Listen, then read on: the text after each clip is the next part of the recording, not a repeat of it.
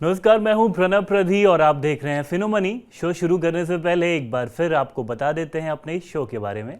फिनोमनी में हम बात करते हैं फिनटेक की दुनिया की, इस दुनिया में हो रही तमाम हलचल की, और साथ ही लेकर आते हैं आपके लिए खास रिपोर्ट जिसमें ट्रेंड कर रही किसी खबर की पड़ताल की जाती है और उस खबर के मायने आपको समझाने की हम कोशिश करते हैं। तो चलिए शुरू करते हैं शो, और सबसे पहले जानते हैं कि आज के शो में क्या खास है आपके लिए। सबसे पहले हम बात करेंगे आईआईटी बॉम्बे और एसबीआई के बीच हुई एक साझेदारी की, समझेंगे कि साझेदारी का मकसद क्या है। इसके बाद हम रुक करेंगे अपनी स्पेशल रिपोर्ट का और इसमें जानेंगे कि डार्क पैटर्न्स क्या हैं और ई कॉमर्स कंपनियां कैसे खरीदारों की चॉइस को मैनिपुलेट कर रही हैं। और आखिर में एक बार फिर हम चलेंगे अपने फिनोलैब में, जहां बात होगी इंटरनेशनल क्रेडिट कार्ड स्पेंडिंग से जुड़े टैक्स नियमों में हुए बदलाव की, जानेंगे इससे जुड़े टीसीएस के बारे में।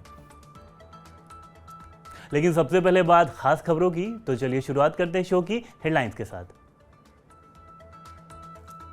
फिनटेक कंपनी पायनियर 200 कर्मचारियों की छटनी कर रही है। ये कर्मचारी कंपनी के वर्कफोर्स का करीब 10% हिस्सा हैं। कंपनी मुख्य रूप से मार्केटिंग और सर्विस डिपार्टमेंट से कर्मचारियों की छटनी कर रही है। पायनियर का मार्केट कैप करीब $1 अरब 70 लाख है और भारत में भी इसकी मौजूदगी है। पेमेंट प्रोसेसर कंपनी वीजा ने ब्राजील की फिनटेक कंपनी पिस्मो का अधिग्रहण करने की घोषणा की है। यह डील $1 अरब में हुई है। पिस्मो के 7 करोड़ से ज्यादा अकाउंट होल्डर हैं। वीजा ने इससे पहले ओपन बैंकिंग प्लेटफॉर्म टिंक और global payment platform currency cloud का अधिग्रहण किया था।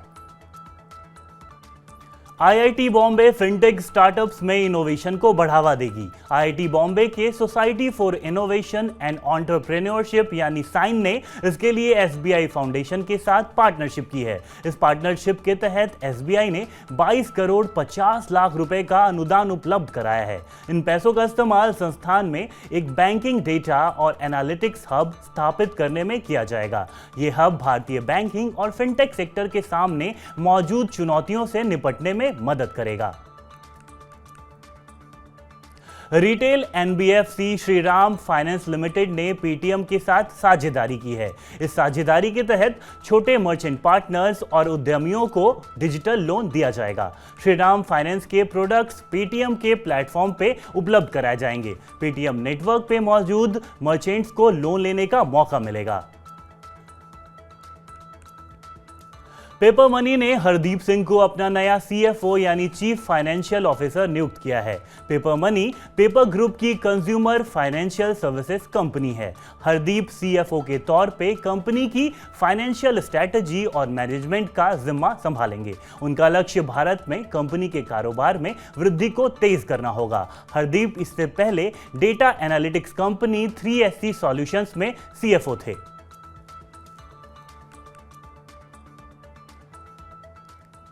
तो हेडलाइंस के बाद अब बढ़ते हैं अपनी स्पेशल रिपोर्ट की तरफ। इस रिपोर्ट में हम बात करेंगे डार्क पैटर्न्स की। ई कॉमर्स साइट्स कैसे कंज्यूमर्स को खरीदारी के लिए खींच रही हैं, उन पे दबाव बना रही हैं, और इसे रोकने के लिए सरकार क्या करने जा रही है। तो चलिए पूरे मामले को अच्छे से समझने के लिए देखते हैं हमारी खास रिपोर्ट।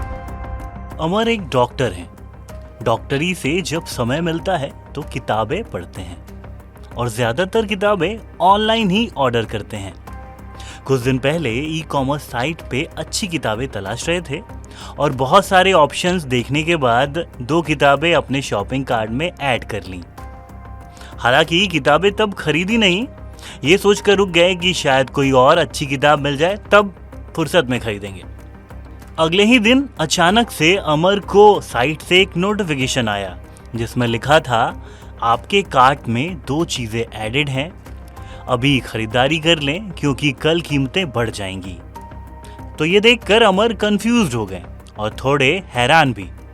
सोचने लगे कि इतने कम समय में ऐसे कैसे चीजों की कीमतें बढ़ सकती हैं।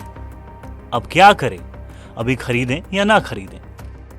अमर खरीदारी करें या ना करें ये उनका फैसला है, लेकिन जिस तरह से ई कॉमर्स साइट उन्हें खरीदारी के लिए खींच रही है, उन पे दबाव बना रही है, वो इन साइट्स की एक टैक्टिक है जिसे डार्क पैटर्न्स कहते हैं। अब आप भी ये जानना चाहते होंगे कि आखिर ये डार्क पैटर्न्स है क्या। डार्क पैटर्न्स या डिसेप्टिव पैटर्न्स एक ट्रेडिंग प्रैक्टिस है जहां एप्स या वेबसाइट यूजर या फिर बायर पे उनकी मर्जी के उलट चीजें करने का दबाव डालते हैं। उदाहरण के तौर पे मान लीजिए आप किसी ऑनलाइन ग्रोसरी प्लेटफॉर्म से बिस्किट का एक पैकेट खरीद रहे हैं। इसकी कीमत है 12 रुपए, लेकिन आपको कार्ट में उसे ऐड करते समय 3 ऑप्शन दिए जाएंगे, यानी एक पैकेट बिस्किट 12 रुपए में, 2 पैकेट 20 रुपए में और 4 पैकेट 35 रुपए में। तो ये अलग अलग कीमतें स्पेशल ऑफर के तहत दी जाती हैं।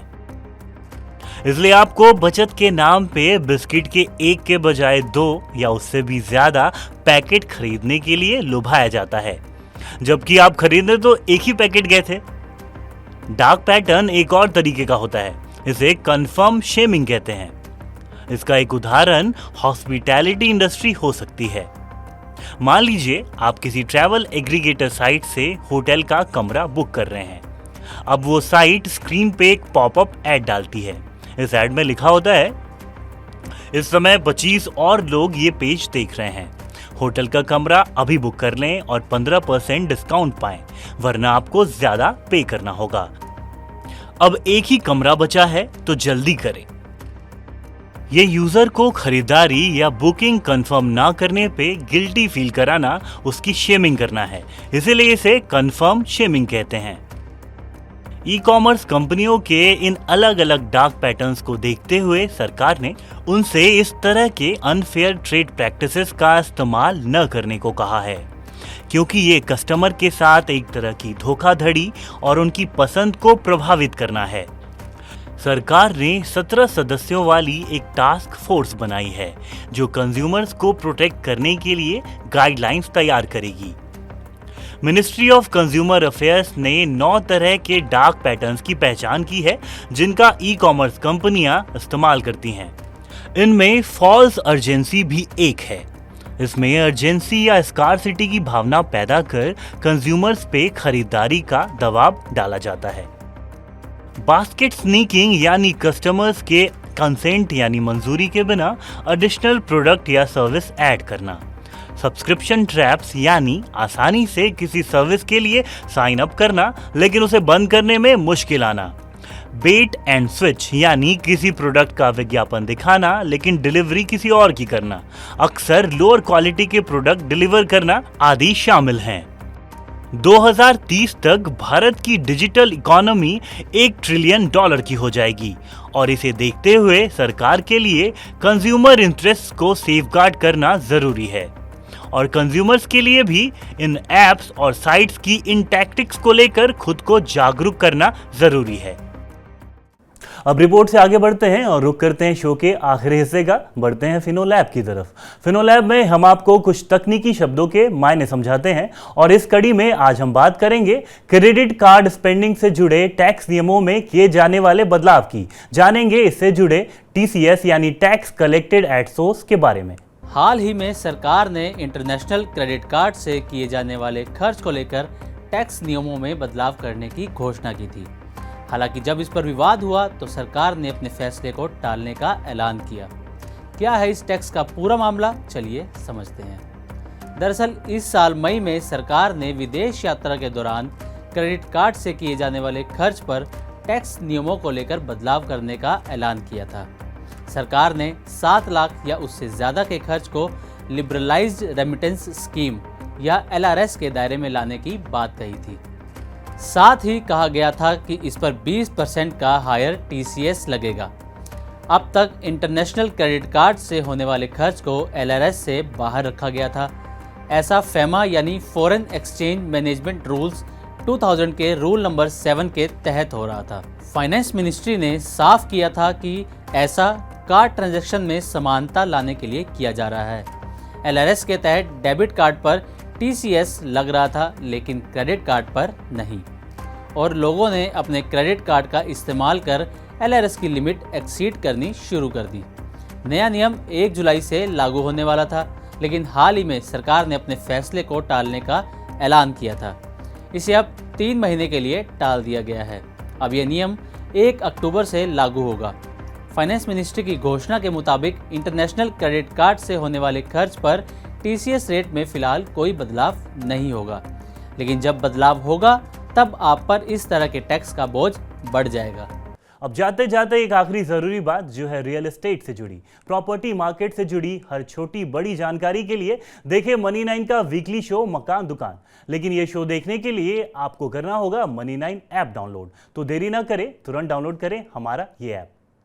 तो चलिए फिनो मनी में आज के लिए बस इतना ही। हमारे साथ बने रहने के लिए आपका बहुत बहुत धन्यवाद। अगले एपिसोड में आपसे फिर मिलेंगे, तब तक आप देखते रहिए Money9। नमस्कार।